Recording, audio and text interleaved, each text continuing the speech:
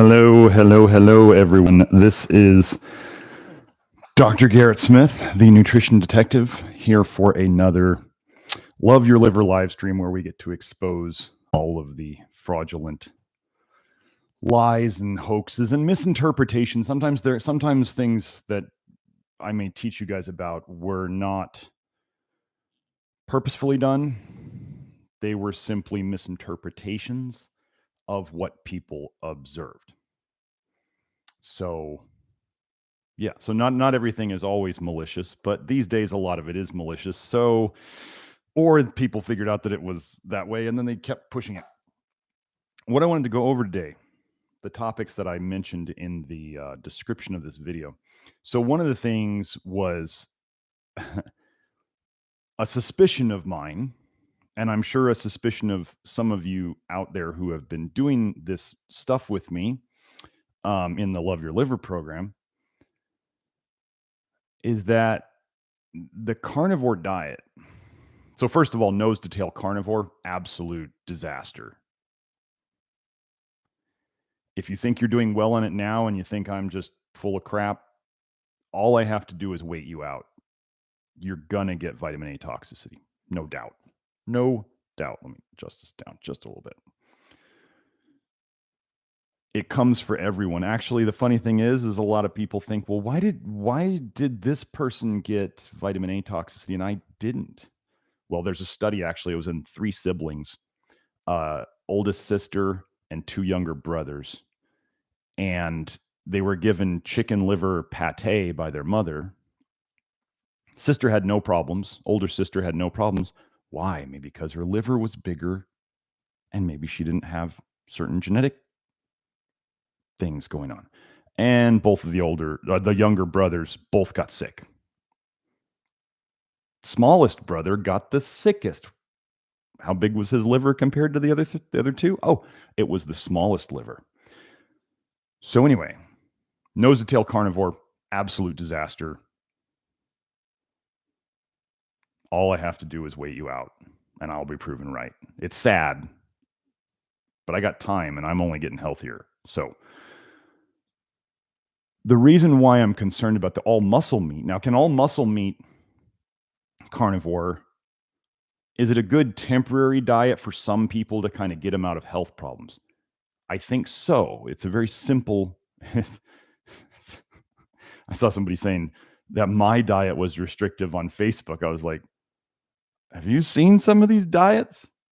My God, like you don't get to eat anything. I've had quite a few people, just so you know, come on the Love Your Liver program and go, wow, this is actually a lot of foods we get to eat. This is great. And this is not half as restrictive as all the other stuff I've done. And I go, yeah. But in terms of restrictive diets, let's just go over this real quick. What I'm fixing in people is the liver injury that you have had done to yourself.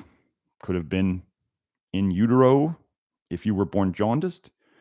It's the things you've maybe chosen to do by accident, certain fad diets, veganism, nose to tail carnivore, primal dieting, Weston Price, repeating, like the list goes on and on. And I've done these, so I'm not standing on a high horse. I'm saying that I learned these things because that's how I got here. So we did these things to ourselves, or they were done to us, maybe medications or treatments or exposures to toxins that we didn't want. But, boy, wind and water and air can carry poisons all over. So however we got here, the first thing you have to do is to take responsibility for yourself. You're the only person who's going to get you out of it. I mean, I'm going to help, but I'm more of a guide. I don't tell you what to do. I help you figure it out. So anyway, but carnivore, the all muscle meat carnivore has always been pretty good for those of you who tolerate that much meat, because that's not everybody. It's a very good way to get symptoms down very quickly. And I'm not going to deny that. I love red meat. I do very well on a lot of meat. And some people will say, they've been asking me my blood type. I'm type O negative. And the blood type diet says I should do really well on a lot of meat. I do. Do I think there's a lot of holes in the blood type diet? Yeah, when they tell people which muscle meat to eat, and the whole thing's based on lectins, and there's no lectins in meat. Starts to get a little fuzzy. Starts to have holes, giant holes getting poked in it all of a sudden. So anyway,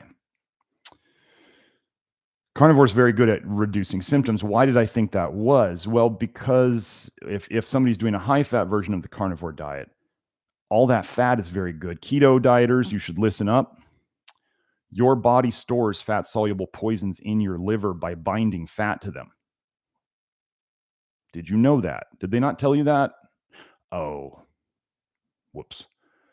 So your body binds fat-soluble poisons and stores them in your liver by binding fats to them, by binding fatty acid esters to them. So one of the ways that people can feel better on a very high-fat diet at the start, for a little while, depending upon how empty your liver is, how much room you have in your liver when you start, is you just you have to remember, most of your symptoms are caused by poisons in the blood. If you can get those poisons out of the blood, you will feel better. One way of getting those poisons out of the blood is to shove them back into the liver. It's just math, right? Poisons out of the blood, you feel better. Poisons in the liver is out of the blood. And they can stay there.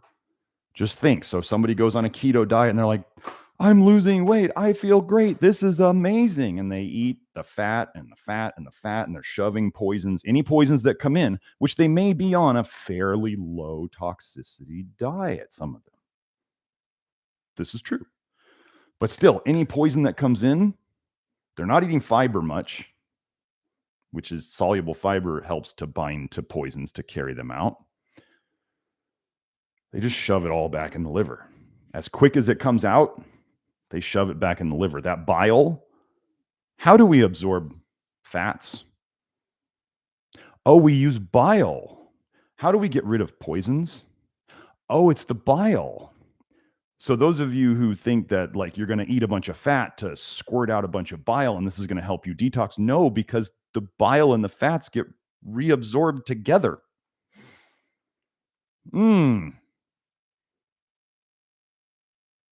Bile helps you absorb fats. Do you think it's just a machine sitting on the sidelines that just kind of pumps the fats through the intestinal wall? You reabsorb bile. It's called enterohepatic circulation.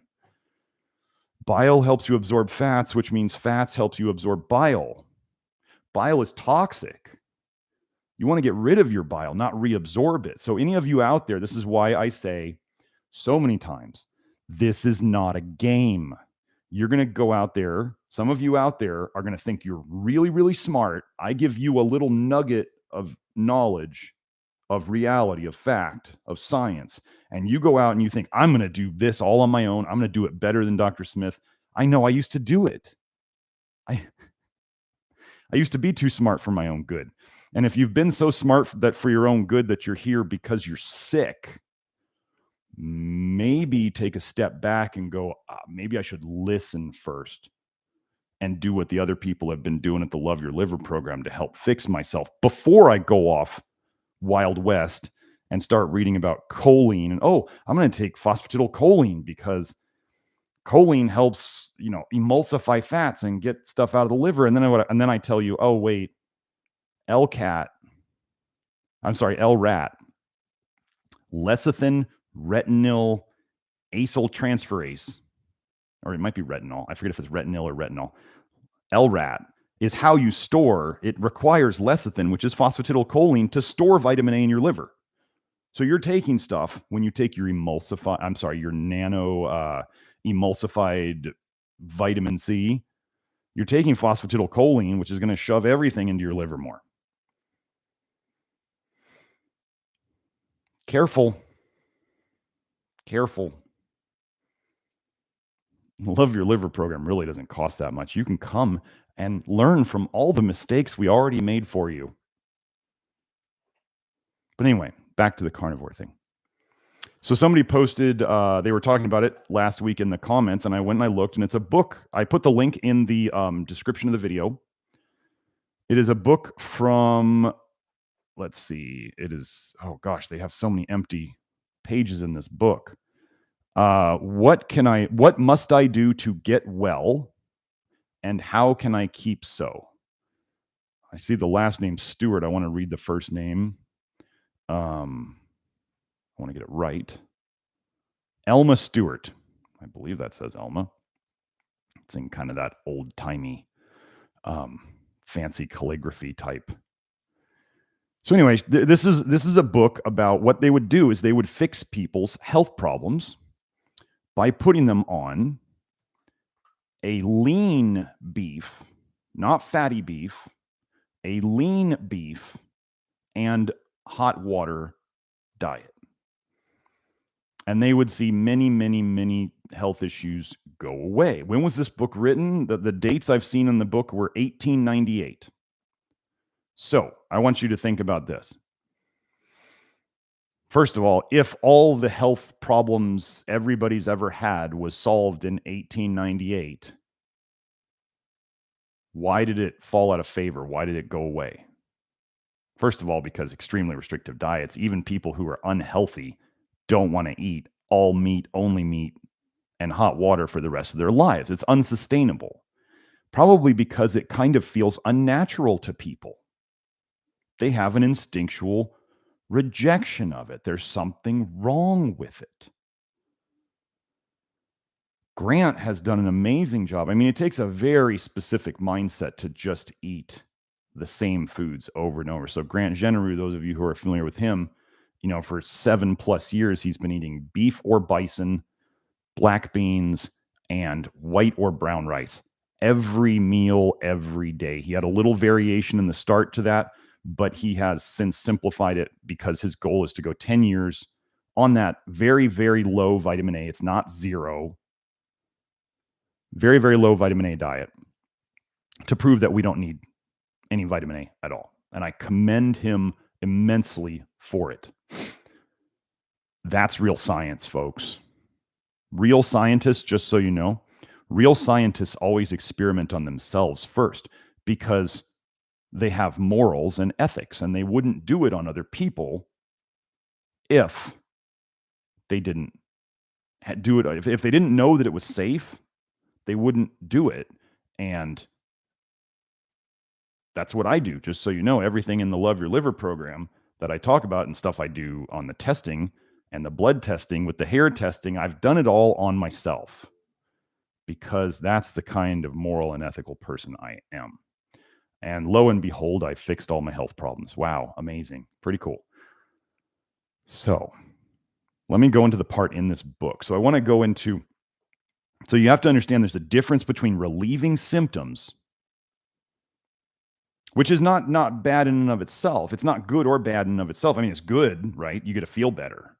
The problem is, like, let's say you take a pharmaceutical and it relieves your symptoms, but it leaves you more toxic in the end.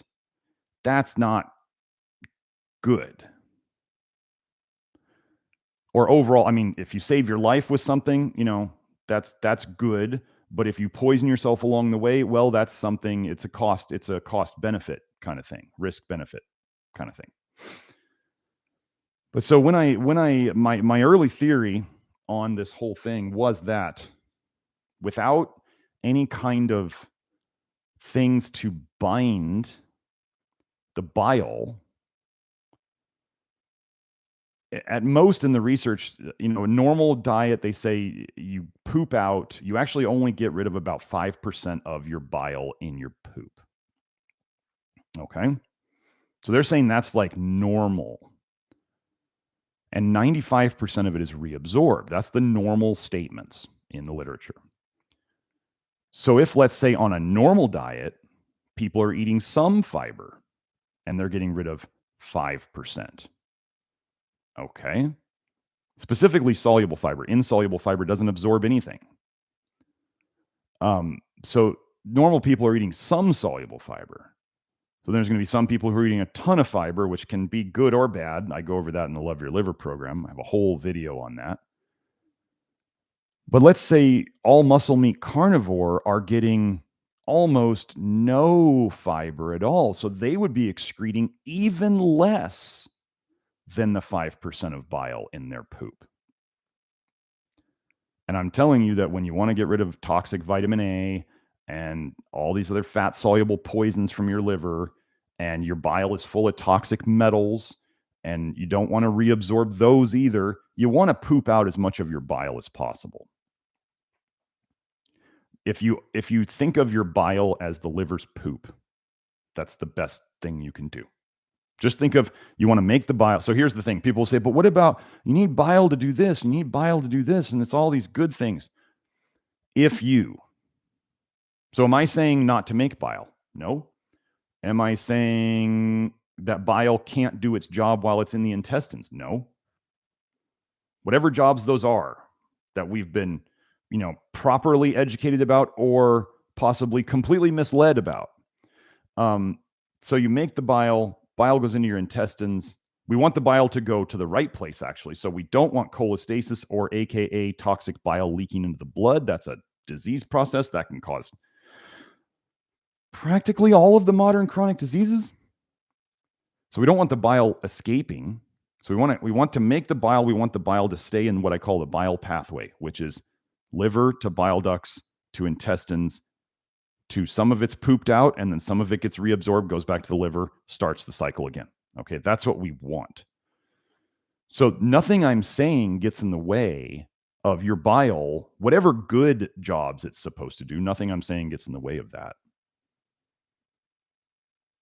But there's the people trying to force you to make more bile with herbs and all sorts of, imagine if bile is one way your body gets rid of toxins, you'd have to realize that some things that people take that are toxic would trigger the body to dump more bile.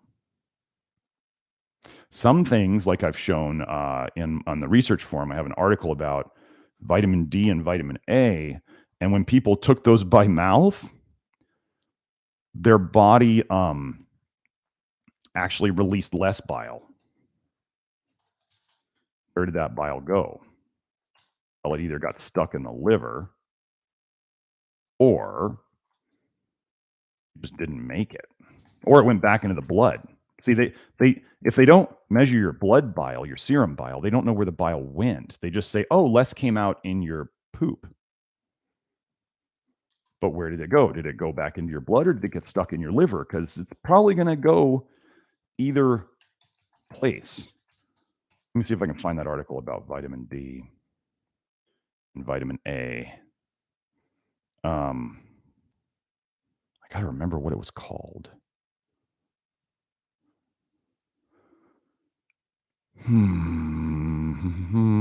I'm searching the blog forum, nutritionrestored.com/blog-forum.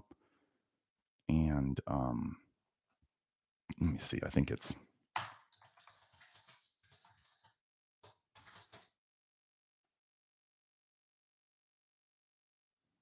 come on.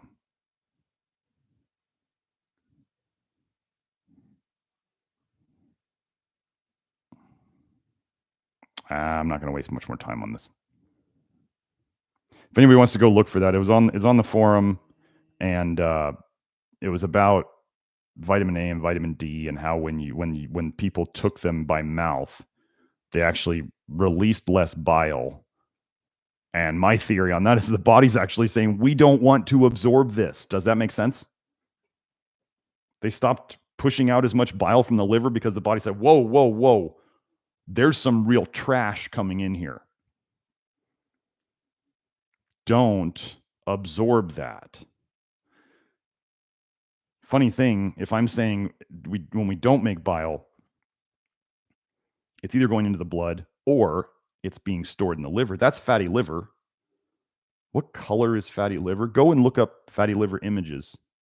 Go do a Google search for fatty liver or steatosis and look at those livers, and you'll see a very important trend in what color they are. They're yellow.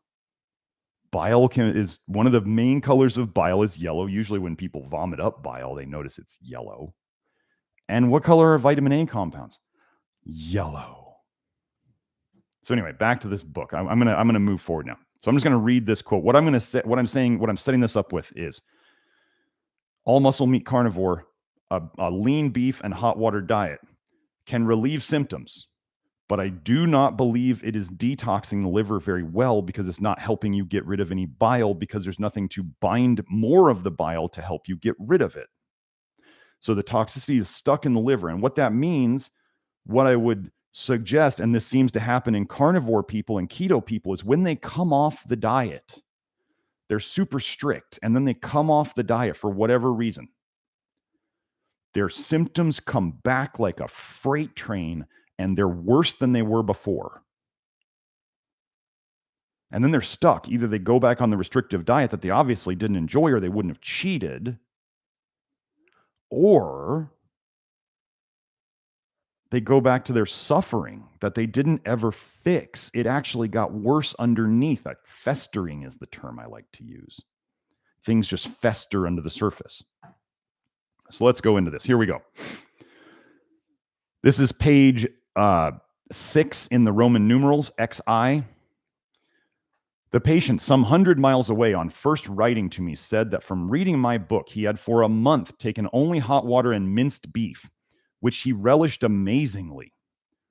Still, he said he wasn't getting on. Now, I knew that a month's strict treatment would have advanced him considerably had he not been taking something hurtful along with the beef. So I requested samples to be sent. On examining these, I was scarcely surprised at his, quote, not getting on, for I saw that he was eating largely of nuts and dried and fresh fruits. I'm going to do an aside here. This is like 1900. There's no glyphosate. There's no GMOs. This man is sick, and he's messing up his all muscle meat and hot water carnivore diet with nuts and dried and fresh fruits? Wait, what are some of these carnivores doing now that they're abandoning nose to tail strictly? They're going to orange juice. They're going like Ray Pete lunacy, and they're adding orange juice and dried fruits. Anyway, but if nuts and dried fresh fruits could ruin the carnivore diet back in 1900, whoa, what's going on, right? Let me see. Where was I? Okay. At the same time, with all my experience, I hardly believed the evidence of my own eyes, as quite unthinkable did it seem that a man sick of so-called incurable disease should be reckless enough to feed on nuts and fermentable fruits. And I, let me zoom in a little bit here, wrote and told him so. Here is his reply. And now, as by your tests on the specimens I sent you, I see you have found me out. I will make a clean breast of it and tell you the truth. I have been eating the fruits and nuts at each meal with the beef, thinking that as they contain neither sugar nor starch in their composition, and the guy put 3 exclamation points in brackets there because, there's obviously sugar in fruits, I could do myself no harm. I see now how wrong I was and consider that they were the cause of all the pains I had, and I promise you I will now keep strictly in the treatment.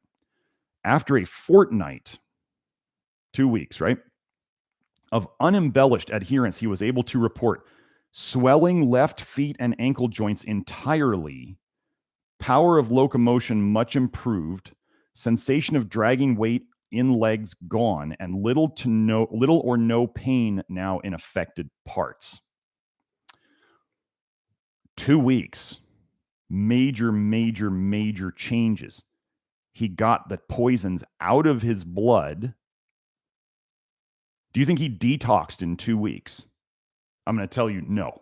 No. Nothing is really detoxed in 2 weeks. All you really do in 2 weeks is you stop putting in the poisons. And maybe the poisons leave the blood to go somewhere, like in the liver. Okay. One more. Oh, sorry. After several months of treatment, his cure was complete. Wait. After several months of treatment, his cure was complete. And all the delights of a musician's life were his again. The end is instructive and sad. For over a year, he kept true to himself and was well and happy. Then, alas for him, he fell away from grace, and the penalty loitered not. They're saying the penalty came quickly. Quickly. Contrary to Mrs. Stewart's advice, who had cured me once, naming his grave malady. I gradually merged into the old ways of feeding, eating much fruit, etc., until at length it has culminated in swelling of my feet and ankles again. And I am desirous to put myself back on the Salisbury treatment. It is not strange and pitiful, too, that one wrested from the grave and restored to health should wantonly return to the plains of danger among the foods and fruits, pleasant to the eyes and good to the taste, but which he knew had placed him in such jeopardy before. Reader, he is happy who has the experience of another from which to learn wisdom. Okay? A year. He did the carnivore diet for a year, right? Shouldn't he have detoxed significantly in a year if it was actually detoxing? The penalty loitered not. Those of you who have done carnivore and keto know that when you leave the plan, wham, it just hits you. Can't tolerate carbs anymore. How many times have I heard that? I can't even tolerate any carbs at all. Well, I regularly fix people so they can tolerate carbs again. Those of you out there who want to comment in the comments about how now you can tolerate carbs and you didn't used to be able to, go ahead, tell everybody, because here's a tip, folks. If you were on a if you were on a low carb diet, a super low carb diet, carnivore, keto, whatever, and you could tolerate carbs somewhat before, well, or somewhat at least before you went on those diets, most of you know that when you come off those diets, you don't tolerate carbs at all. And when you're not using your big brain to think about it, you actually think that carbs are somehow now even worse for you when you're not realizing that you broke your system. You made your system less healthy. You made it weaker. You made it less resilient. You got more toxic. If you used to be able to do something and now you can't, something broke. It's very simple. So that's that. I'm sorry. Today's. Just want to let you guys know. Last week, after my 2 hour and 20-minute video Q&A, I had several other meetings, and I did my inner circle where that was another 2 hours. I spoke for about 6.5 hours straight without a break. I think I had like a 10-minute break. Apparently, you don't need vitamin A for your brain to work well. Testimonial real quick. I'll go through this quick. This is a testimonial on the network, inside the Love Your Liver network. Here we go. Quote, new here. Just started detoxing this last week. Coming from Carnivore.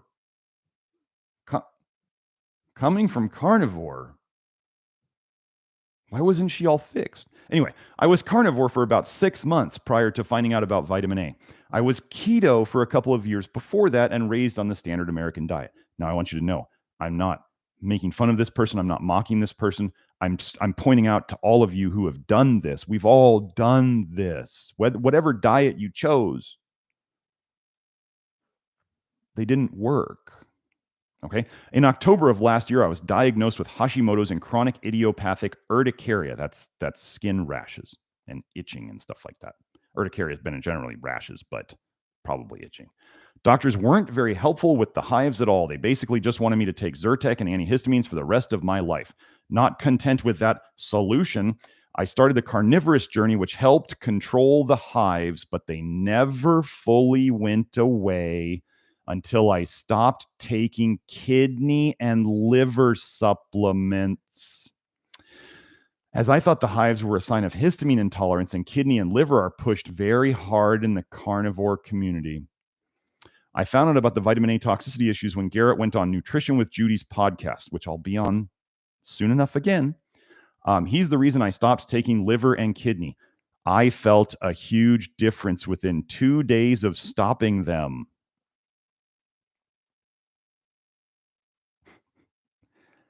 I mean, these people out there selling you Liver King Paul Saladino,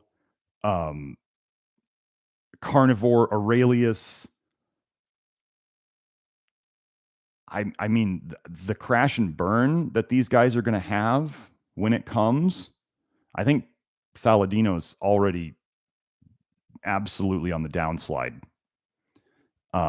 It's not gonna be pretty. It's not gonna end well. And then everybody's gonna be like, when something fails and he finally admits it, everybody's gonna be like, but how could this happen? I'm gonna be over here. I'm like, I know. I know. Okay. Pick me so I can answer the question. Anyway, continuing. 2 days of not taking poisons. She felt a huge difference. Always remember, if you take something and immediately you feel like a major change, that could very well be a drug effect. That could be a poison effect, right? Caffeine, drink it. My energy is so much better. That's a drug effect, okay? But when you stop taking a poison, you can have a very quick effect. Is it a drug effect? Yeah, it's a less drug effect. It's a less poison effect. So here we go. It took me a few weeks to digest these new ideologies, but I decided to start on this diet last week. It's already helped a lot. My eyes and skin are so much less itchy, and many of my food intolerances are improving rapidly. Excited to see where this journey takes me. Smiley face. I just had some labs done to see how my thyroid is functioning and where my antibody levels are at, so it will be a great starting point to see how this diet helps and hopefully continues to help me heal my thyroid. I put that quoted in the notes. So, I'm actually totally okay if people say to me, let's say they're detoxing or dumping too hard. They're pushing things too fast, and they're like, look, I had to go back to like the all muscle meat and water, or I had to go back to like beef and rice, or I had to go back. I have to go back to all potatoes for a time being, for a period of time as a Band-Aid bridge, totally fine. Long term, no. It's not going to be the choice long term, and that's not the goal long term. They don't want to eat. It's one thing to like, if somebody loved beef and that was all they ever wanted to eat, and and they want to do that, that's fine. But the people who are being forced into it because they're sick, that's not fun. That's not their body telling them that they want to only eat beef. That's them locked into it because they're sick. I love hamburgers. I hamburger patty. I could hamburger patties and salt. I could just eat them. I don't want to eat them every day for the rest of my life because that's all I can eat. But wouldn't it be nice, even if you loved them so much that you chose to eat them all the time, that you were resilient enough to eat something else too? Right? Isn't that, we're omnivores. We are designed to be able to eat many, many things. That doesn't mean everything's okay to eat, right? I always love the argument when people are like, in the Bible, it said God gave us all the plants and the herbs so that we could use them. And I'm going, did he make poisonous plants? And they go, well, yeah, totally. And I go, so there are poisonous plants, right? And they go, yeah. And I go, so he gave us them all to use. Yeah. And they start going, oh, wait. Oh, gosh. There's poisonous animals. Maybe you don't want to eat them. You know, it's just like, sometimes you gotta use this. Plants do chemical warfare. What we try to do is, are there plants that are okay to eat? Pretty okay? Yeah. Find the ones that are okay to eat. Eat those. Probably don't eat too many of them, but eat them. We do, I have people, the rare vegan who comes through who does great on veganism. I just give them some guidelines because they tell me, if I'm their practitioner and they tell me I feel terrible when I eat meat, I feel awful. Do you think I should sit there and be like, well, you should eat beef 3 times a day? What kind of practitioner would do that? Except one who doesn't have much of a toolbox. Maybe they are a toolbox. I don't know. But as long as I make sure that I'm like, are you underweight? Okay, if you are underweight, maybe you need to eat some more. Maybe we need to figure out how you can eat some more of the foods that you tolerate so we could put some more weight on. Are you getting enough protein in a day? Because low protein diets cause cholestasis, leaky bile. That's the biggest problem for vegans. So you want to know one of the biggest benefits that vegans can have? Oh my gosh, don't even bring up keto vegans. That's lunacy. Lunacy. The vegans who do low fat actually don't absorb as much of the toxins. So they could eat a lot of vitamin A, which they do often, and they don't absorb very much of it. Does that mean we want to go and eat vitamin A just because you're on like a super low fat diet? I mean, no. You can eat the same foods without vitamin A. Or I mean, you can eat the same types of foods. You know, you could have white potatoes instead of sweet potatoes. Not that different. One has tons of vitamin A, one doesn't. You can do parsnips instead of carrots. This isn't that hard. You don't buy yellow squash to eat the yellow stuff. If you really wanted to, you get some zucchini and you peel them so that all the dark green is gone. Totally different worlds. One, you're avoiding poison, and the other one, you're shoving it down your cake hole. So, but keto and carnivore people, high fat folks, doing like, let's just do 12 eggs a day. This is brilliant. This will never cause any problems. Yeah, that's going to end really badly. And they're going to be like, how did I get fatty liver? I don't understand. And I'll be like, oh, I know. So let's go in the questions now.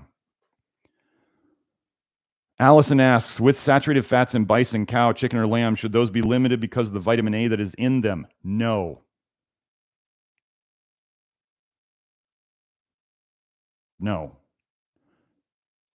Obviously, we don't want to. I mean, you can't worry. There's so little vitamin A in muscle meat that it's not a problem. Here's an idea. If there's extra fat on the meat, just trim it off. Do you need to be like totally obsessive about trimming off all the fat? No. Drain the fat off your ground beef. Just the easy places to reduce the fat on your muscle meat, do it. If you're underweight, though, you may not want to do that. But I go into that in the over and under types article on the network. But over types, here's a general rule. If you're fat, this is just to everybody. If you're fat, the last thing you need to eat is more fats. People will be like, but everybody's going keto and losing weight. I just explained what is going on. But they're not eating much vitamin A or whatever. Well, go look at, so remember, they probably have a lot of vitamin A going through their blood. I showed the studies about the men who were fatter with more vitamin A in their blood and the women who were fatter with more vitamin A in their blood. Get this. I went on a keto diet. I lost tons of weight. Was it their diet or was it their diet per se? Or was it that all the fat they took in grabbed onto all the vitamin A in their blood and shoved it into their liver? I have a whole video on this channel about vitamin A and obesity. So imagine if all of a sudden you could take tons of the vitamin A out of the blood, reducing symptoms. Obesity is a symptom. Shoved it in the liver. And then what happens to these keto people when they come off the diet? They just blow up. What do you think is coming out of their liver at breakneck speed? It's probably vitamin A. High-fat diets cause cholestasis. They cause leaky bile. What's in the bile again? Vitamin A? Bile contains vitamin A and bile is leaking into the blood because they did a high-fat diet for a long period of time, you say. And then they can't seem to keep the weight off after they come off their high-fat diet, you say. Got it. All dairy products. Generally, the less dairy, all you raw dairy people, you can do whatever the heck you want. You're going to do it anyway. I encourage people to do what you want. I'm just going to educate you to it. Generally, minimizing dairy is best for humans. Minimizing dairy is the best solution for humans. Don't suckle from the cow teats. Dairy is suckling from cow teats. There's no other way around it. You just have a bucket between you and the cow. That's it.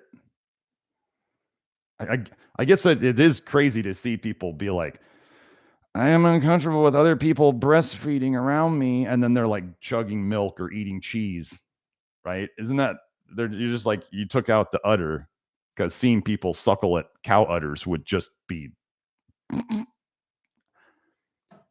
Minimize your dairy. Do I still eat some butter? Yeah, on occasion. Maybe a couple times a week I have some butter. Do I understand what I'm doing? Did I just mock it? And am I saying that I still do it? Yeah, I do a little bit of it. I make a little bit of allowance for butter on the program because like 2 tablespoons max a day. But that's assuming you're not doing a bunch of other dairy. People will be like, oh my God, there's vitamin A in butter. That's because I'm not trying to lock you in a cage of foods, folks. All we have to do to get you better is reduce the amount of vitamin A that is coming into you. In terms of vitamin A, we have to reduce the amount of vitamin A coming into you to be a smaller amount than the actual amount of vitamin A that is leaving you. It's just math. Can you tell I like Dave Ramsey? It's just math. Just like making money. You want to make money. Make more than you spend. It's just math. You either decrease your spending or you increase your income. It's just math. Vitamin A toxicity. Decrease your intake, increase your output. What did we just go over what the carnivore diet, the all muscle meat diet really doesn't do? It doesn't increase your output. You're not getting rid of more. You're probably getting rid of less. So then we get into the muscle meat diet, and is it actually bringing in more than you're getting rid of? I don't know. But after a year, somebody shouldn't have gotten sick again eating nuts and fruits that quick, unless all the toxicity was still stuck in their liver. Okay? Cultured butter and cultured yogurt. I'm going to suggest you read the probiotic articles in the Love Your Liver program. I go over that. Eating cultured foods, if you're doing it for probiotics, there's so many probiotics in them that you should not be eating them like a dish. You shouldn't need to eat a bowl of them at a time. If you wanted to get some probiotics from yogurt or kefir or cultured vegetables, it only takes like a forkful or a spoonful. Okay? So no, you could have some dairy. But if you're doing it for the probiotics, it only takes a mouthful. Okay? So Matthew Latiman says, carnivore diet to Love Your Liver program. I am tolerating black beans so far. Good. Will the phytic acid block me absorbing zinc, iron, and other minerals when eaten with meat? I have seen coming from carnivore. The only thing I tend to see when people come from carnivore regarding iron is major iron overload. You probably have no trouble. I mean, what do? We test, we don't guess. Then we address. So I would want to see a ferritin number to know where your iron status is before I would make anything about iron. The phytic acid thing, I actually can't find. The only place you could find studies on phytic acid being a theoretical problem is in extremely malnourished populations. they're already malnourished. What do you think they're probably not getting any of? They're probably not getting any meat. So their zinc probably sucks. Phytic acid is such a like red herring, in my opinion. If you are eating meat, it's like people, as an example, people who come to me, let's say they have low ferritin. And then people go, well, you obviously need more iron. And I go, the first question I ask them, how many times do you eat red meat in the day? And they're usually like once, maybe twice, maybe 3 times. There is absolutely no shortage of iron in their diet. They have a problem in their liver. And as we start fixing their liver, their ferritin starts to go up into my normal range, which is 30 to 70, by the way. So I don't, people who are eating meat on a regular basis, even just chicken, generally are going to have no lack of iron in their diet. The obsession with like phytic acid in the Weston Price community, I'll tell you, Weston Price people come to me, they're just as low in zinc as everybody else. Why is that? Well, what depletes zinc? Oh, I don't know. Vitamin A, copper. So, do I find that as people go through the vitamin A detox process, that my initial estimates of how much zinc I used with them, have those gone up with time? Yes. Now, for those of you cowboys out there who think you're going to take that little bit of information and say, Dr. Smith said to take more zinc, zinc toxicity is a very real thing. I had one guy who messed himself up because he used to take 150 milligrams of zinc a day to try to get better erections, which apparently it worked. He was using zinc as a drug-like effect. And then later, he had to take the high dose of zinc for a while to feel okay. And then he'd start to feel bad on it. And then he'd have to take some copper to feel better. And then he'd start to feel bad on the copper. And then he'd have to go back to the high dose zinc. Do you see? He dug himself into a hole of toxicity. This is kind of like, I had one guy contact me on Facebook messages. I think I made myself, here's a cowboy story. Here's too smart for their own good cowboy story. I took so much vitamin A, I was doing Ray Pete, and I made myself toxic. What should I do? Here's my simple answer. Join the Love Your Liver program. Get in there and start fixing yourself. Oh, apparently the little minor membership fee was too much for him, and he's too smart for that. So he said, well, I've decided I'm going to take vitamin D because vitamin D is a vitamin A antagonist. I'm going to take lots of vitamin D. You guys should know my stance on vitamin D supplements as rat poison. So he took a bunch of vitamin D. He comes back and he says, now I have symptoms of vitamin A toxicity and vitamin D toxicity. And I'm like,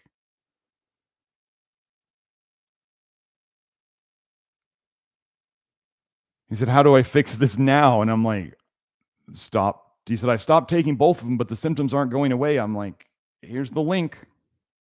Was it Cabby?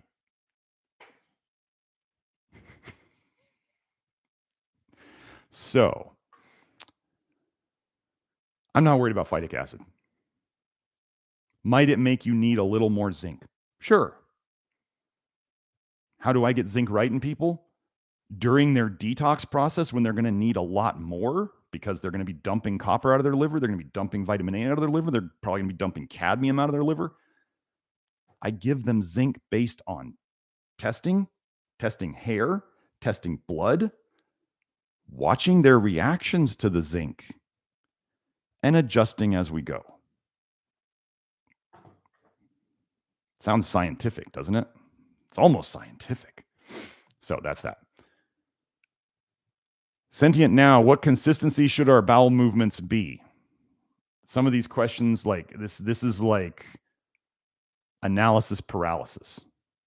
Like, I think you should pick up your poop in your hand and squeeze it to see how firm it is. Like, I mean, that was a joke.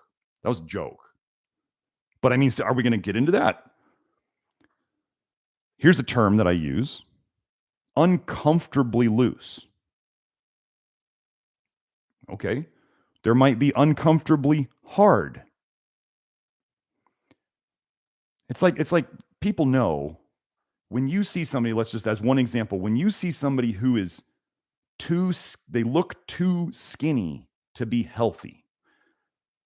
Like you could sit there and be like, well, you could try to analyze and you could be like, well, you shouldn't see their clavicles this much, or you shouldn't, you could pick all these little things out and you could just say, like, to a little kid, you could be like, is that person too skinny? And the little kid will just be like, yeah. And they know. So like if you are having poops that aren't comfortable,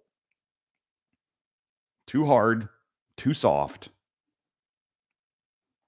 that's not desirable. But I mean, unless you're going to like pick up your poop and squeeze it, I don't know, other than feels too hard, feels too soft, anywhere in between, I'm going to pick it up and squeeze. Like, seriously, no, it should be chocolate pudding. I mean, what do you want me to say? Do you know what I mean? It should feel like fresh ground beef and squeeze through your fingers. I don't know. And I'm like entertaining myself here. I'm not mocking. I can't think about this. As people go through the detox program, when you poop out a bunch of bile, people know this. You guys can comment about it below in the chat, for those of you who are here, or you can comment about it below later. When you poop out a lot of bile, your poop is sticky. And cleaning up afterwards is not easy. It will stick to the toilet. Sometimes it will be green. Sometimes it will be yellowish. Sometimes it will be orangish or reddish. What colors of toxins that I talk about are yellowish, orangish, or reddish? And I'm not talking red like blood. I'm talking red like tomatoes. Oh, that's vitamin A. Weird coincidence that your body would be pooping that out with a lot of bile and everything would be sticky, right? So, yes, I do have powerful nose blowing abilities.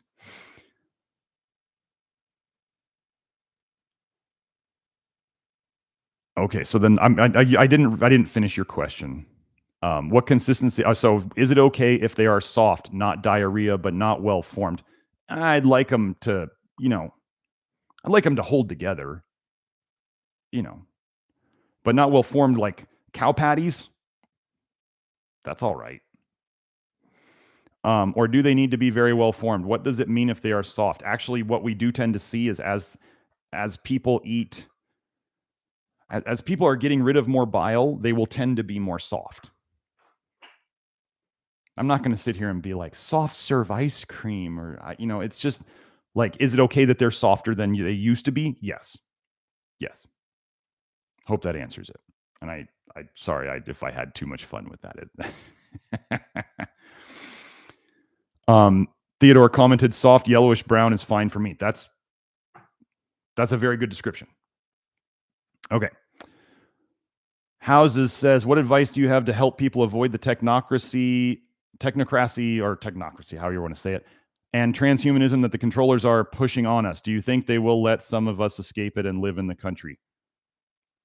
This is kind of like not totally what this this live stream is about. What have I been doing? I've got my food storage. I've taken my gun classes. I've taken my emergency wilderness survival classes. I've been trying to camp more. I've been, I took some trauma first aid courses. I taken some self-defense stuff. Read some survival books by Cody Lundin. Got my mindset right.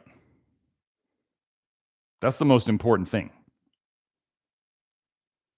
Get your mindset right. That the biggest problem will be like, like the 5 stages of grief. There's like denial and acceptance and, negotiation, or all those 5 steps, right? I've already been through all those 5 steps. I've been into the conspiracy theory game long enough that I've gone through all those steps. The problem is going to be the people who think that nothing's coming or that everything's going to somehow work out. What's the Boy Scout motto? Be prepared. It's better to be a warrior in a garden than a gardener in a war. If you plan for something bad to happen, but you don't obsess on it. Like I don't obsess on it. I could never get into the obsessing on it. Like become like some people have told me my preparation is as good as they've heard. And yet I'm not, you will not hear me obsessing about stuff like a prepper.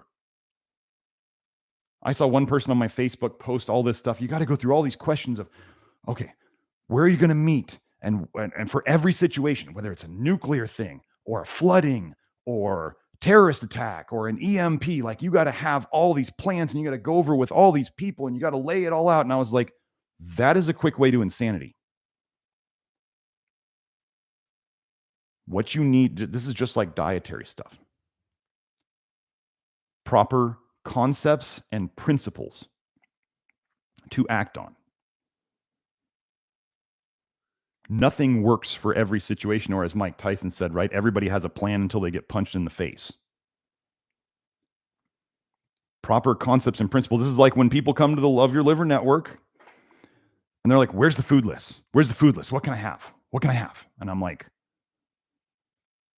avoid these animal foods, avoid pork, avoid dairy, avoid organ meats, avoid egg yolks.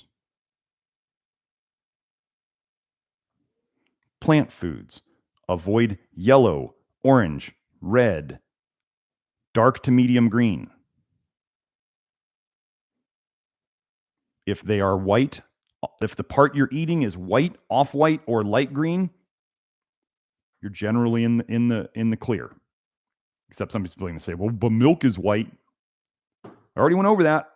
Already covered that.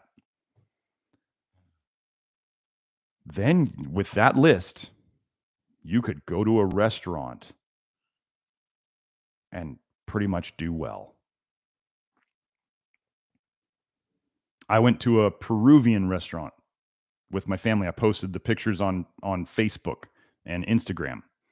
And if you want my best hot takes, Twitter's been fun. Twitter's been lots of fun for me. So if you haven't found me on Twitter, I'm NutriDetect, NutriDetect, NutriDetect, because Nutrition Detective wouldn't fit. So, but yeah, I'm so tired, you guys. I'm so tired of Facebook. That place has just grown so there's something about that website that's just, I mean, I know Twitter's toxic, but you can block people all you want. You can follow the people you only want to see. Like, I don't go on the main Twitter feed. That's lunacy. I don't need to see that. I follow very specific people, and I make sure that if I really want to follow them, that I'm going to see their posts first. And I only go to that part of Twitter if I'm going to look at feeds or people's posts. That's all I go to. You could make an account for Twitter and just follow me and just go in to look at my posts. You don't have to go and wade into as one person put it, Twitter is a open chat forum of the entire internet. And so there's as much stupidity in that as you would expect. There's also some really, really smart people there. Whether you include me in that is up to you. So, but the technocracy and all this stuff.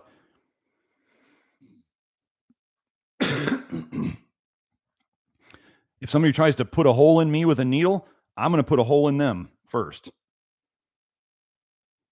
There's my thoughts on that. Figure out, make friends out in the country. Get out to the country if you're able to.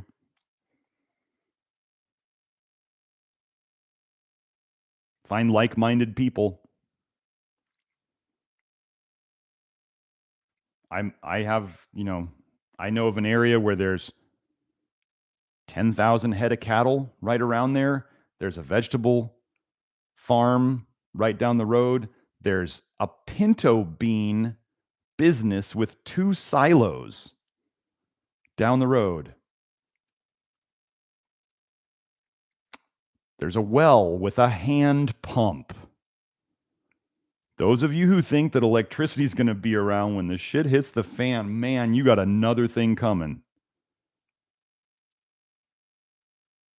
No way. If you make your plans based on electricity and then you go, well, I got a generator, dude, the gas runs out at some point.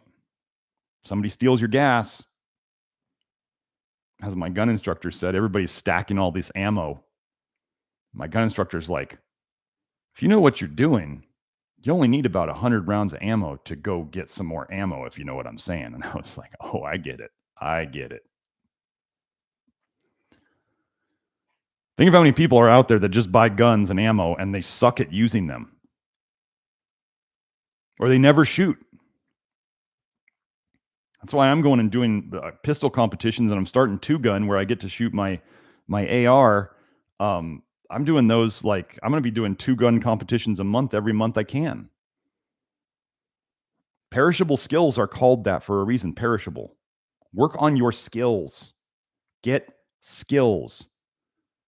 Keeping books around that you think you're going to read when you need to read them is not prep. But also, don't go to a place where you're constantly obsessing about it. Let me give you an example. I have a concealed carry permit. Do I carry on myself? No. It just makes me stressed out. I hate carrying. I put it this way. There may come a day where I carry every day. That day is not yet. I have decided that day is not yet. Some of you will strongly disagree with me. I don't care. If I cared what people felt, do you think I'd be doing this? I don't like the way I stopped doing I stopped doing competitions of any type the way I used to do them because they used to make me too stressed out and irritable. And now that I go to gun competitions and I don't care how I do, and I go out and I try to do fun things, like I'll try to go for all headshots. I'll play zombie apocalypse. I don't care about my score. I was in a competition last weekend. I still haven't gone and looked at the scores because I don't care. And I have fun now. I don't want to carry a gun on me because it makes me stressed out and irritable. And actually, the one time I wore concealed carry, a guy tried to start shit with me. And then all of a sudden you're carrying a gun and you're going, oh, when do I pull it out? Once you know the laws, you're going, this could get really ugly. This could ruin my life if I shoot a guy. I just went, no, it's not. The chances of something happening to me are so small, but the guarantee of wearing it and having stress, the guarantee is 100%. If I carry it, I'm more stressed. If I don't, the chance of something happening is quite small. When my perceived chance goes up, then I may decide to carry every day. I am not there yet. We're like watching Rome burning right now, but the burning hasn't come close to my house yet. So that's that. But in terms of where to go live in the country, the further you are away from, I don't know, let's say big cities and military bases, probably the better off you'll be. Oh, and nuclear reactors. Here's what I would say on the basics on that. 700 feet above sea level minimum, 100 miles away from a military base if you can manage that. Definitely 100 miles away from any nuclear reactors. And as far away from the big cities as you can. As somebody pointed out to me, they were like, Wyoming. And I went, you know what? Wyoming sounds really good.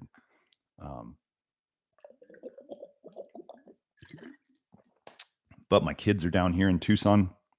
My family's down here in Tucson. I can die a family man. I'm good with that. We're all going to die. Get over that first. That's the first thing. People will say there's only 2 guarantees in life, and that's death and taxes.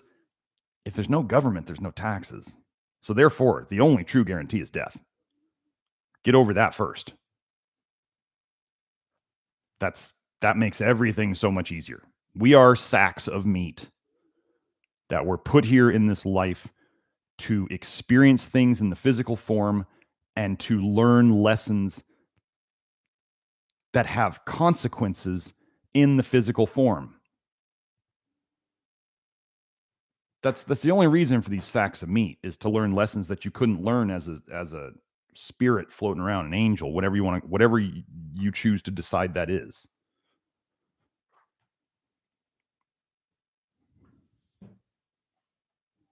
So once you get over the whole death thing, death is guaranteed, where you're not constantly running away from death, whether you're trying to live and still, be a bit prepared. Like I look at, if you look at life as a game, I'm preparing for the final scene of the game is what I'm doing right now. And I think I only got into guns 3 years ago. I finally started looking at the world around me and I went, I better start doing something. Maybe I need to change my stance on this whole gun thing. And now I'm doing gun competitions. Trying to find some guys to go hunting with. I think that would be cool.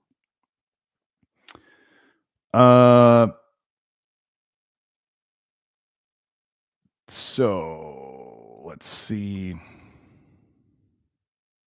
Sue asks, other than the obvious colorful veggies and fruits, what are the sneaky ways vitamin A gets into our daily diets? It's not just vitamin A, it's the polyphenols, especially the brightly. So polyphenols, phenol was used as a biological, chemical warfare agent in World War I. Go look it up. Go type in phenol in World War I. Multiple phenols. Antioxidants. They'll tell you that polyphenols are good for you. So in terms of vitamin A and polyphenols, generally, if you follow those rules, if you eat white to off-white to light green is still going to have some lutein and zeaxanthin in it.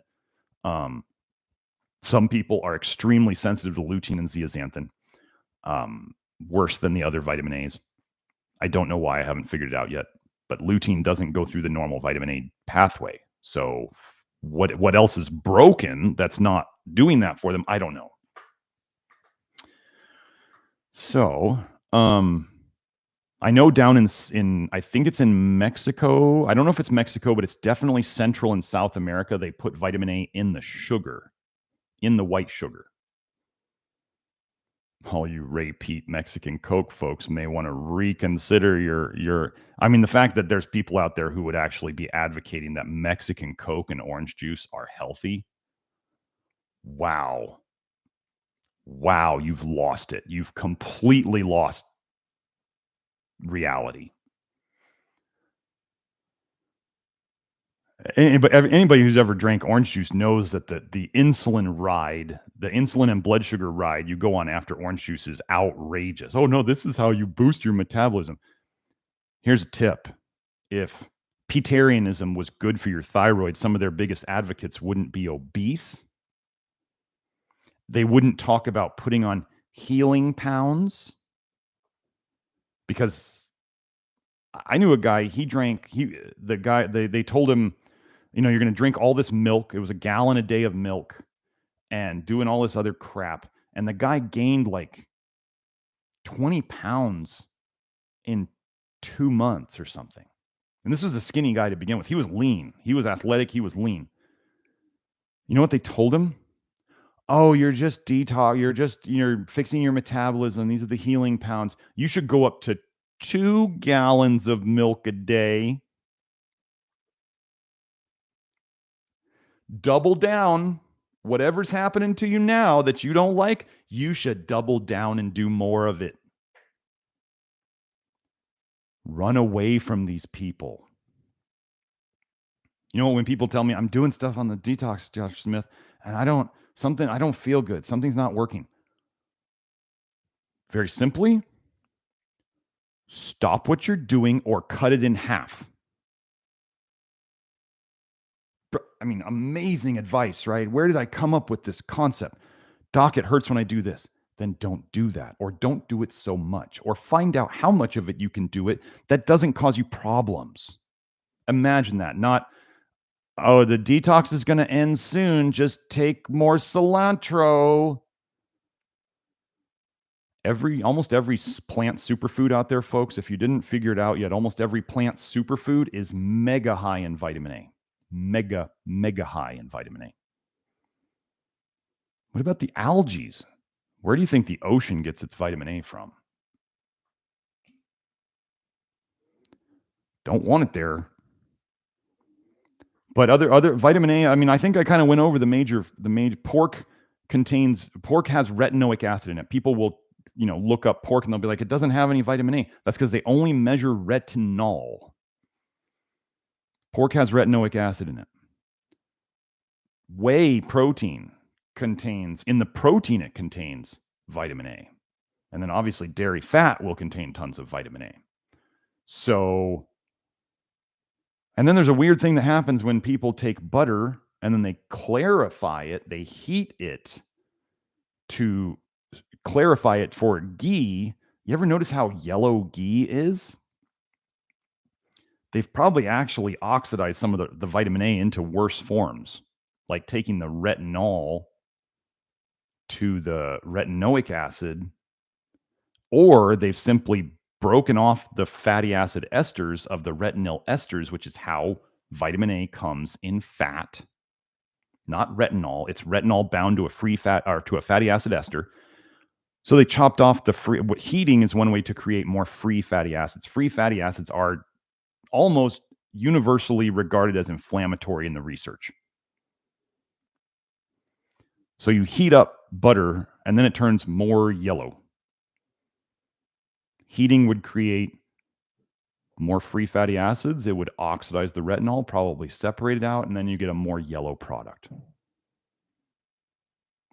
doesn't have the milk proteins in it, though. I guess there's that. There is that. How much protein is in butter, though?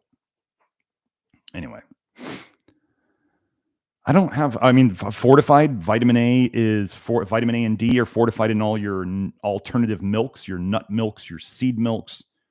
If the milk coming out of the cow, even though they supplement it with vitamin A and vitamin D, if it doesn't hit vitamin A and vitamin D levels, they're going to put more of it in there. What else is there? I mean, generally, the more yellow your egg yolks are, if you're still eating them, the more lutein and vitamin A is in there. Everybody's like, I want really yellow egg yolks. That's so healthy because the chickens are healthier. And I'm like, humans get rid of vitamin A in their breast milk. Why wouldn't chickens get rid of their vitamin A in their egg yolk? You still got to keep the mothers alive, folks. You cannot, if you have an egg or you have a baby and the mother dies from toxicity, what are you left with? You're left with a chick or a baby that's going to die. You still have to keep the mother alive. So they detox. How do they detox?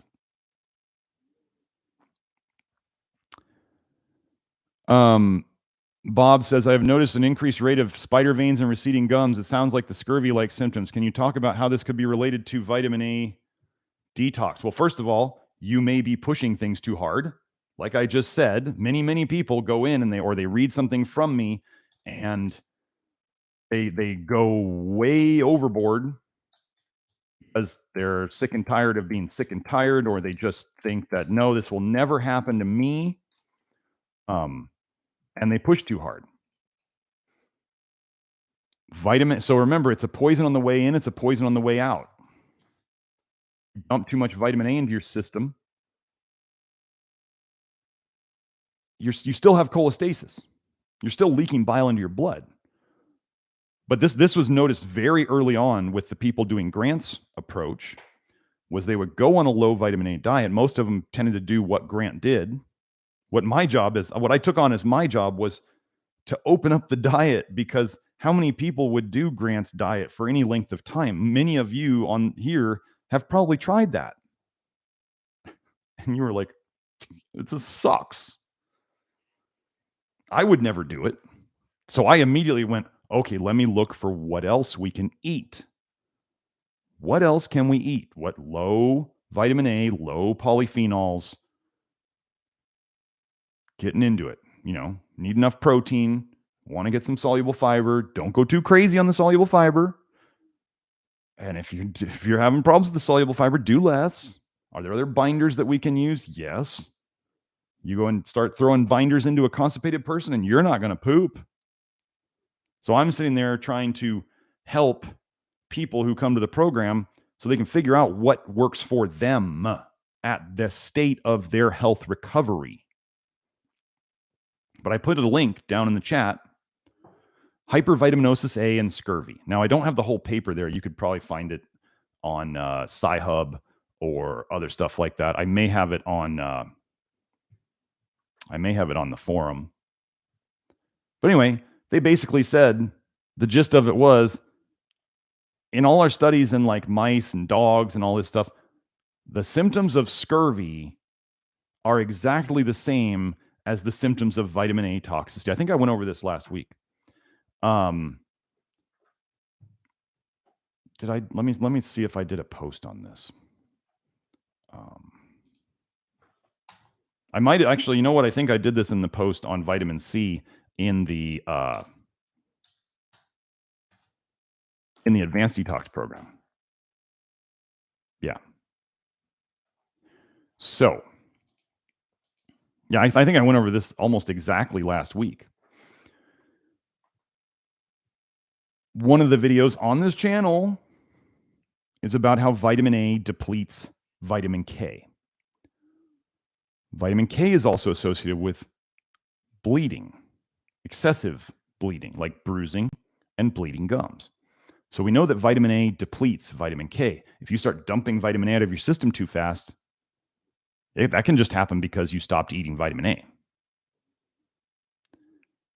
You can induce a vitamin K deficiency because your gut biome is still not fixed. If you guys didn't know this, and nobody else in the world out there selling you crappy diets or supplements of vitamin K, your gut biome is supposed to make all the vitamin K you need. Really? Yes. What we do on this program, as we are getting people less toxic, so let's say somebody had one of my 4 vitamin K deficiency indicators, one of which is bleeding gums. Receding gums, could go either way. But bleeding gums and sensitive teeth is another one. Obviously, vitamin K shows up in the mouth a lot. I give them some vitamin K until those symptoms, as long as they're doing the program, eventually the vitamin K deficiency depletion because of the gut biome suckiness will go away. And then they're able to stop the vitamin K and the problem doesn't come back. Vitamin A toxicity has been shown to cause bleeding gums. Why does that happen? Because it induces a vitamin K deficiency, because it messes up your gut biome with all the toxic bile. How would vitamin A cause a gut biome, leaky gut, all that stuff? Vitamin A turns into eventually retinoic acid. What is retinoic acid used on the face for, people? It is used as a chemical peel. It melts the top layers of skin cells on your face. What do you think that could do to your gut biome and your gut lining? It dissolves them. What if it particularly affected your vitamin K producing bacteria?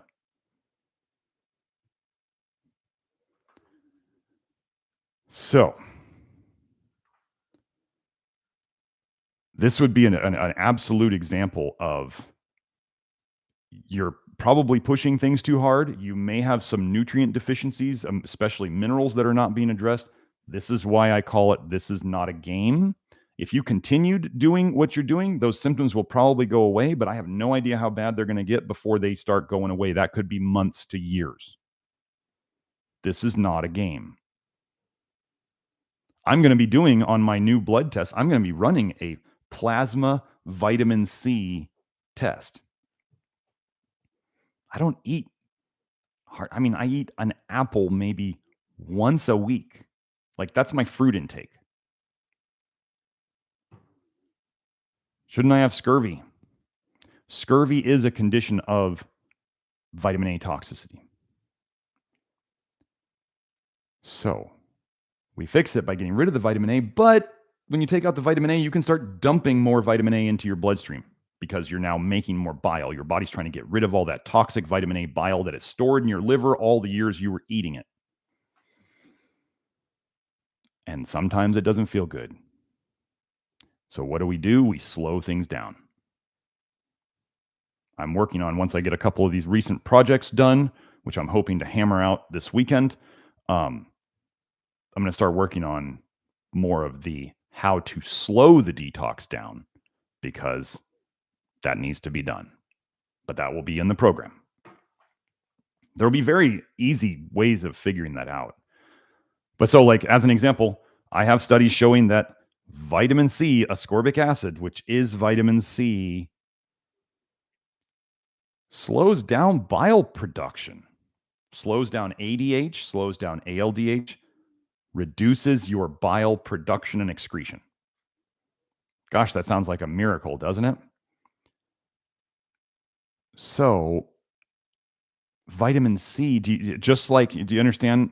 If you stop pushing out the bile, it doesn't go into your blood, it stays in your liver. Oh, I have other studies showing that vitamin C increased, high dose vitamin C increased fatty liver. Oh. Do you remember what I talked about with keto and high fat diets? How they got the poisons out of the blood and shoved them into the liver? Oh, well, let's talk about liposomal. That's what I was looking for earlier. The word I was looking for earlier, liposomal vitamin C. What did they do to that vitamin C? They coated it in what? Phosphatidylcholine, which is lecithin, which is part of what you need to store vitamin A in your liver. Cover vitamin C in phosphatidylcholine, it goes right into your liver and it affects the cells even more, and it makes them do what vitamin C does, which is slow down ADH, slow down ALDH, reduce your bile production and excretion, and increase your fatty liver, and you feel better because you took some of the poison out of your blood for a while. The scurvy is a symptom of cholestasis. It's the bile in your blood. The way you can reduce that symptom would be to slow the detox down.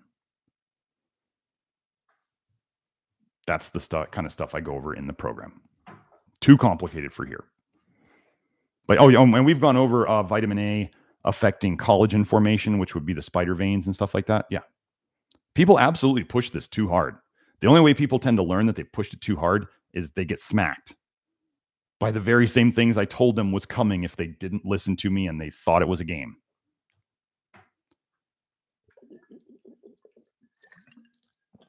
So, Theodore was saying that dairy is a big source. I got to get going to my inner circle here. I'm going to take a couple more questions quick. Dairy is a big source of vitamin A. Lindy says, is there a way to heal dental issues like a dying tooth / cavity? There's, depending on how much damage is done, folks, like a spider vein, like a varicose vein. The thing we have to realize is your body is always concerned with survival. Your body doesn't care if you have a spider vein or a varicose vein. What has been shown in the heart, as an example, is the body will make alternate blood vessels around the problem. It'd be kind of like if instead of fixing the potholes, the government just made a road around the pothole. That's what the body does. It says we can't fix that. Like going and fixing that old broken blood vessel is way too much work. So we're just going to build around it. And that's what the body does, or it uses alternate pathways. So in terms of like a dead or dying tooth, I don't know. I mean, we have somebody who is using one of the new things that I'm going to release in the network soon, where he just got rid of an abscess in his a dental abscess. Amazing the things you can do when you're not poisoning yourself and you give yourself things to speed up your detox. So I really, with any of this stuff, we don't know the limit. I'm not going to tell you that we can fix it until I've seen somebody fix it. Like now we have somebody with confirmed their DEXA score, their bone density score had always been getting worse every year. Oh, what did we just do? Oh, we turned it around. 180. She was actually building bone. And I think she was in her 60s, if not her 70s. Do you understand? Can you comprehend what we are doing here? This is not a game. These poisons must be respected, and we have to get them out properly, cautiously, prudently, judiciously. So, one thing you guys can maybe look forward to, I'm going to wrap it up here. You guys could look forward to, there's a group, a protocol oriented group who put out a video all about vitamin D and vitamin A and your thyroid and all this stuff. Pretty sure next week's live stream is I'm just going to be taking, I may or may not do, wait, is it next week? No, the week after that. The week after that, I'm not going to do a live stream. So what day would that be? Let me look here. Come on, calendar. You can come up. Well, it is. Hold on. Let me look at that's really small. 4/8. Yes, 4/8. So not the 15th, but the 22nd. There will not be a live stream that day because I'm going on a trip with my lovely little daughter. We're going to have a great time.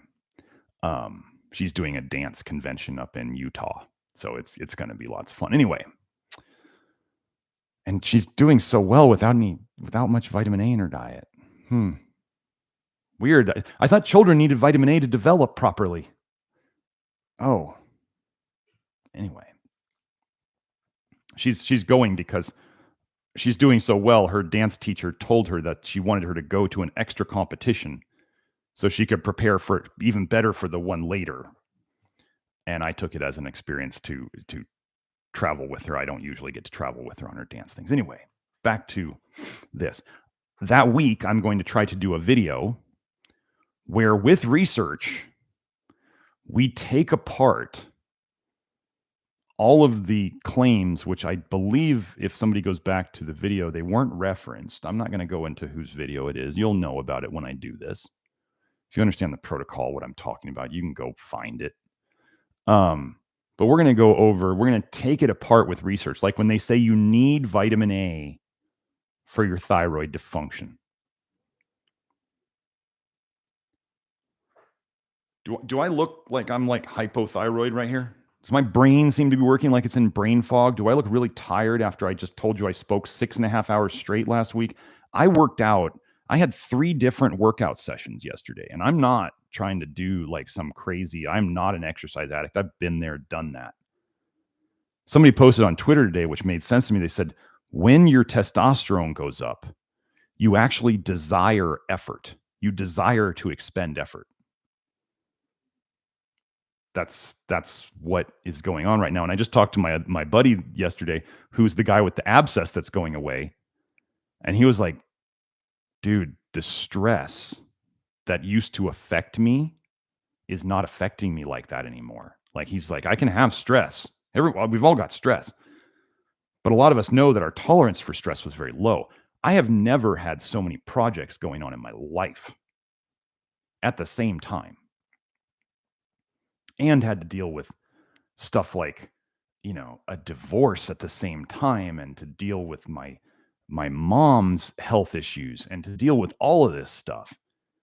My stress tolerance is unreal. This is the way. So for those of you who have already joined us, thank you. Happy to have you. For those of you who are still on the fence about it,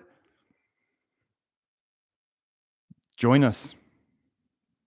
We are here to help. We are not here to sell a giant line of bullshit supplements to you of things you don't need, full of fillers and additives that you don't want.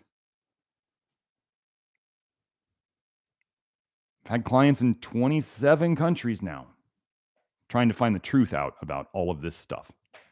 So anyway, hope you all enjoyed that. I will talk to you next week. I will be here next week, the 16th. And have a great weekend. Bye now.